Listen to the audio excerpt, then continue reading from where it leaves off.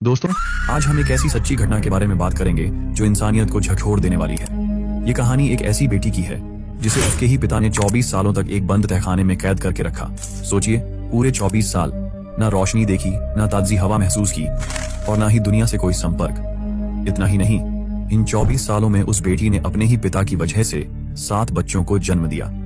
हाँ दोस्तों, एलिजाबेथ फ्रित्ज़ल ने अपने ही जीवन के सबसे काले पलों में 7 बार मां बनने का बोझ उठाया, और यह सब कुछ हुआ उस जगह पर जहां कोई आवाज भी बाहर नहीं जाती थी। जिस इंसान पर सबसे ज्यादा भरोसा होना चाहिए था, उसी ने भरोसे को सबसे ज्यादा तोड़ा। यह कोई सामान्य अपराध नहीं था, यह वो हद थी जहां एक इंसान अपनी इंसानियत को खो बैठा था। जब यह घटना दुनिया के सामने आई तो हर देश में अखबारों की सुर्खियां बन गईं, और आज भी जब लोग इस सच्चाई को सुनते हैं तो रूह कांप जाती है। यह कहानी शुरू होती है साल 1984 में, ऑस्ट्रिया के एक शांत से शहर एम्स्टर्डम में, जहां एक ऐसा राज जन्म ले रहा था जिसे जानकर पूरी दुनिया थर्रा उठी। ये वो राज था जिसने इंसानियत की सीमाओं को चकनाचूर कर दिया और ये सवाल खड़ा कर दिया कि क्या कोई बाप अपनी ही बेटी को 24 साल तक तहखाने में कैद कर सकता है। बाहर से देखने में यह परिवार एकदम सामान्य लगता था, माँ, बाप और उनके 7 बच्चे। लेकिन इसी आम से दिखने वाले घर की नींव के नीचे छिपा था एक ऐसा अंधेरा जो आने वाले सालों तक इंसानों को सोने नहीं देगा। उस घर में रहती थी एक 18 साल की लड़की, एलिजाबेथ फ्रित्ज़ल। उसका जन्म 6 अप्रैल 1966 को हुआ था। वो एक शांत स्वभाव वाली सीधी सादी लड़की थी जो एक पशु चिकित्सक सहायक बनने का सपना देख रही थी। वो अपने माता पिता के 7 बच्चों में से चौथी संतान थी, यानी 3 बड़े भाई बहन और 3 छोटे। लेकिन एलिजाबेथ का रिश्ता अपने पिता जोसेफ फ्रित्ज़ल से कभी सामान्य नहीं रहा। उनके बीच हमेशा तनाव, डर और दूरी बनी रहती थी। वह अक्सर अपने पिता से झगड़ती, माँ से शिकायत करती और एक पल के लिए भी खुलकर सांस नहीं ले पाती थी। 16 साल की उम्र में वह एक बार घर से भागी भी थी, लेकिन पुलिस ने कुछ ही दिनों में उसे ढूंढकर वापस उसी घर में सौंप दिया और वो फिर से उसी नरक में धकेल दी गई जिसे वो अपना घर समझती थी। 28 अगस्त 1984, वो दिन जब एलिजाबेथ की जिंदगी हमेशा के लिए बदल गई। उस दिन जोसेफ ने एलिजाबेथ से कहा कि नीचे तहखाने में एक नया दरवाजा लगाना है, जरा मदद चाहिए।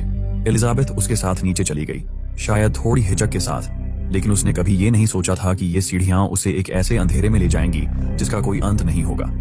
जैसे ही वह तहखाने में पहुंची, जोसेफ ने पीछे से लोहे का मोटा दरवाजा बंद कर दिया। एक ऐसा दरवाजा जिसे किसी ने देखा तक नहीं था, एक ऐसा तहखाना जिसे जोसेफ ने कई सालों की प्लानिंग और छुप छुपाकर बनाया था, बिना खिड़की, बिना रोशनी और बिना वापसी के रास्ते के। शुरुआत में तो एलिजाबेथ को यही लगा कि शायद उसे कुछ मिनटों या कुछ घंटों के लिए ही इस तहखाने में बंद किया गया है। उसके मन में यही उम्मीद थी कि उसके पिता जल्द ही उसे बाहर निकाल लेंगे। लेकिन उसे क्या पता था कि जिस जगह को वह कुछ घड़ियों का अंधेरा समझ रही थी, वहीं उसे अपनी आधी जिंदगी बितानी पड़ेगी। जी हाँ, पूरे 24 साल इसी तहखाने में, इसी अंधेरे में। उसी पल से एलिजाबेथ की आजादी खत्म हो गई और वो बन गई अपने ही बाप की कैदी। उधर ऊपर घर में एलिजाबेथ की माँ रोजमेरी फ्रित्ज़ल और बाकी परिवार वाले घबरा गए। किसी को समझ नहीं आया कि एलिजाबेथ बिना कुछ कहे कहाँ चली गई। जोसेफ ने बहुत शांत तरीके से पुलिस में रिपोर्ट लिखवाई और कहा, शायद वो किसी के साथ भाग गई है, पहले भी ऐसा कर चुकी है।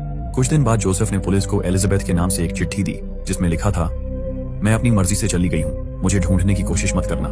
असल में ये चिट्ठी एलिजाबेथ ने डर और धमकी में जोसेफ के कहने पर लिखी थी। पुलिस ने उसे सिर्फ एक भागी हुई युवती मानकर मामला बंद कर दिया, लेकिन कोई नहीं जानता था कि एलिजाबेथ कहीं और नहीं, उसी घर के नीचे एक सीमेंट की बंद कब्र जैसी कोठरी में थी, जहां कोई रोशनी नहीं पहुंचती, कोई आवाज बाहर नहीं जाती और हर सांस सिर्फ अंधेरे में सड़ती रहती थी। जोसेफ हर दिन नीचे आता था। एलिजाबेथ फ्रित्ज़ल अब एक अंधेरी, दम घोंटू और सीलन भरी तहखाने में बंद थी। ये तहखाना उसी के घर के नीचे था जिसे उसके अपने पिता जोसेफ फ्रित्ज़ल ने बेहद चालाकी से बनवाया था। कोई दरवाजा, कोई खिड़की नहीं, और आवाज तो जैसे जमीन में ही गुम हो जाती हो। और यहीं से शुरू होता है उस नरक का असली चेहरा। एलिजाबेथ के जीवन का अगला हिस्सा हर रोज तड़प से भरा था। उसी तहखाने में उसके पिता जोसेफ फ्रित्ज़ल बार बार आता था और एलिजाबेथ के शरीर और आत्मा के साथ ऐसा व्यवहार करता था जो इंसानियत को शर्मसार कर दे। उसने उसे ये तक कह डाला, तू जितना जोर से चिल्ला सकती है चिल्ला ले, तेरी आवाज इन दीवारों से बाहर नहीं जाएगी, यहाँ सिर्फ मैं सुनता हूँ और मैं कुछ नहीं सुनना चाहता। एलिजाबेथ का पहला बच्चा उसी तहखाने में जन्मा। वह बच्चा बहुत बीमार था और जोसेफ फ्रित्ज़ल ने ना तो कोई डॉक्टर बुलाया, ना इलाज करवाया। बच्चा कुछ ही दिनों में मर गया। एलिजाबेथ अपनी गोद में अपने पहले नवजात को मरा हुआ देखती रही, लेकिन उसके आंसू तक किसी ने नहीं देखे। वह बच्चा और किसी का नहीं, इसी राक्षस जोसेफ फ्रित्ज़ल का था। जोसेफ ने बिना किसी पछतावे के उस नन्हे शरीर को जला दिया या कहीं दफना दिया, किसी को नहीं पता। इसके बाद एलिजाबेथ ने और भी बच्चों को जन्म दिया, कुल 7। लेकिन उनमें से 3 को फ्रित्जल ने उसी तहखाने में रहने दिया और बाकियों को बहाने बनाकर ऊपर की दुनिया में छोड़ आया। जोसेफ फ्रित्जल ने अपने ही घर के दरवाजे के सामने एक एक कर 3 नवजात बच्चों को छोड़ा और अपने परिवार को बोला कि देखो, कोई अनाथ बच्चा छोड़ गया है। उसने एक झूठा पत्र भी एलिजाबेथ के नाम से लिखा, जिसमें लिखा था कि वो किसी धार्मिक समूह के साथ भाग गई है और अपने बच्चों की देखभाल नहीं कर सकती, इसलिए उन्हें घर वालों के पास भेज रही है। उसकी पत्नी रोजमेरी फ्रित्जल ने इन बच्चों को सच में अनाथ मानकर पाला पोसा। उन्हें कभी ये शक भी नहीं हुआ कि ये बच्चे उसी की बेटी और पति के हैं। 3 बच्चों के नाम थे लीसा, मोनिका और अलेक्जेंडर। रोजमेरी को लगा कि वह किसी पर उपकार कर रही है, लेकिन असलियत ये थी कि वह अपनी ही नातिनों और नाती को पाल रही थी, बिना इस सच्चाई को जाने कि इन बच्चों का पिता उसका अपना पति है। बाकी 3 बच्चे किर्स्टन, स्टेफान और फेलिक्स उसी तहखाने में एलिजाबेथ के साथ पलते रहे। उन्हें कभी सूरज की रोशनी नहीं दिखी। उन्हें नहीं पता था कि बाहर की दुनिया कैसी होती है, सड़क क्या होती है, स्कूल क्या होता है, या हवा कैसी लगती है खुले आसमान के नीचे। वे दीवारों से घिरे डर और घुटन में बड़े होते गए। जोसेफ अक्सर तहखाने में आता, खाने पीने का सामान लाता और एलिजाबेथ को धमकाता। उसने इलेक्ट्रिक शॉक देने तक का इंतजाम किया था दरवाजे में, ताकि एलिजाबेथ या बच्चे भागने की कोशिश भी न करें। ये कहानी यहाँ तक पहुँचते पहुँचते इंसान की सहन शक्ति की सीमा को पार कर जाती है। जोसेफ फ्रित्जल ने एलिजाबेथ के जीवन को एक जिंदा कब्र में बदल दिया था, और इस सब के बीच ऊपर की दुनिया में उसकी पत्नी और बाकी बच्चे यही मानते रहे कि एलिजाबेथ कहीं भाग गई है, और जो भी बच्चे मिले हैं वो किसी अनाथ की औलाद हैं। 24 साल बीत चुके थे। 24 साल अंधेरे में, 24 साल घुटन, अत्याचार और हवस के नीचे दबे हुए। एलिजाबेथ अब 42 साल की हो चुकी थी। उसके 6 बच्चे, जो उसी के पिता जोसेफ फ्रित्जल के थे, अब उस नर्क के आदी हो चुके थे। लेकिन फिर एक दिन एक ऐसा मोड़ आया जिसने पूरी दुनिया को झकझोर दिया। साल था 2008। एलिजाबेथ की सबसे बड़ी बेटी किर्स्टन, जो उस तहखाने में ही जन्मी और पली बड़ी थी, गंभीर रूप से बीमार हो गई। उसका शरीर सूख चुका था, मुंह से झाग निकलने लगे थे, आंखें उलट गई थीं। एलिजाबेथ बार बार अपने पिशाच पिता जोसेफ से विनती करती रही, उसे अस्पताल ले चलो, वो मर जाएगी। अगर आज तुमने मदद नहीं की तो वो नहीं बचेगी। शायद पहली बार जोसेफ को एहसास हुआ कि अगर बच्ची मर गई और उसके शव की जांच हुई तो पूरा राज बाहर आ जाएगा। इसलिए उसने एक योजना बनाई, किर्स्टन को अस्पताल में छोड़ दिया और वहां भी एक झूठी कहानी सुनाई। उसने डॉक्टरों से कहा, ये मेरी बेटी एलिजाबेथ की बेटी है। एलिजाबेथ एक धार्मिक समुदाय में है। उसने मुझे इस बच्ची की देखभाल के लिए भेजा है। लेकिन डॉक्टरों को कुछ गड़बड़ लग रही थी। किर्स्टन की हालत देखकर लग नहीं रहा था कि वो किसी आम घर से आई हो।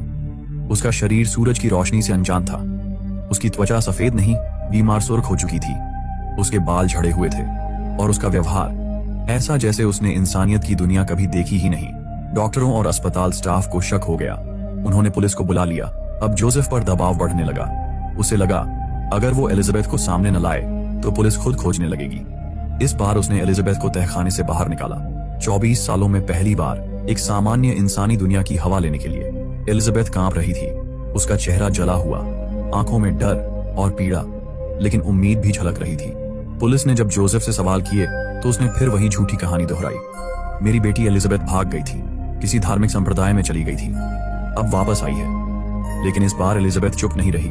उसे पता था अगर आज वो नहीं बोलेगी तो शायद कभी नहीं बोल पाएगी। इसलिए एलिजाबेथ ने सच्चाई बता दी। 24 साल की कैद, तहखाना, बलात्कार, बच्चे, मरा हुआ नवजात, झूठी चिट्ठियां, ऊपर रहने वाले बच्चे, नीचे पलने वाले बच्चे, सब कुछ, एक एक बात, पूरे विस्तार से। पुलिस दंग रह गई। एलिजाबेथ और बाकी 3 बच्चों को मेडिकल देखभाल के लिए रखा गया, लेकिन अब भी सबूत चाहिए थे। पुलिस ने जोसेफ फ्रित्जल से पूछताछ की तो शुरुआत में वो बिल्कुल शांत और निर्दोष बनने का नाटक करता रहा। लेकिन जब पुलिस ने एलिजाबेथ की गवाही और डीएनए टेस्ट उसके सामने रखे कि सारे बच्चे उसी के हैं और वो सब एलिजाबेथ से हुए हैं, तो अब जोसेफ का झूठ बिखर गया। उसने पूरी सच्चाई कबूल ली। पूरे ऑस्ट्रिया में भूचाल आ गया। जिस इंसान को एक सच्चा परिवार वाला, एक सामान्य बुजुर्ग समझा जाता था, वही सबसे बड़ा पिशाच निकला। जोसेफ फ्रित्जल को गिरफ्तार किया गया। 2009 में उसे कोर्ट में पेश किया गया। चार्ज थे अपनी ही बेटी को 24 साल तक कैद में रखना, बार बार हवस मिटाना, 7 बच्चों को पैदा करना, एक बच्चे को मरने देना, जबरदस्ती करना, डराना, यातना देना। डीएनए टेस्ट ने साफ कर दिया था हर बच्चा जोसेफ फ्रित्जल का ही था। अदालत में जब उसे सजा सुनाई गई तो वो आजन्म कारावास था। जोसेफ फ्रित्जल को एक ऐसे जेल में डाला गया जहां उसकी पहचान छुपाई गई, क्योंकि बाकी कैदी भी उसे मार देना चाहते थे। इस राक्षस की उम्र 2025 तक 90 साल का हो चुका है। अब ये नरक में जाने के लिए दिन गिन रहा है, लेकिन फिलहाल इसे उसी जेल में रखा गया है जहां बहुत से कैदी इसके साथ रहते हैं। एलिजाबेथ और उसके बच्चे आज भी दुनिया की नजरों से दूर हैं। उन्हें एक नए नाम, नई पहचान और सुरक्षित जगह दी गई है। एलिजाबेथ ने अपने जीवन में पहली बार स्वतंत्रता की हवा महसूस की, लेकिन क्या सच में कोई उस पीड़ा से उबर सकता है जो उसने भोगी? जोसेफ फ्रित्सल ने जो नर्क अपनी बेटी के लिए रचा था, वो आज भी इंसानियत पर एक धब्बा है और हम सबको याद दिलाता है, राक्षस सिर्फ कहानियों में नहीं होते, वो कभी कभी घरों के तहखानों में छुपे होते हैं।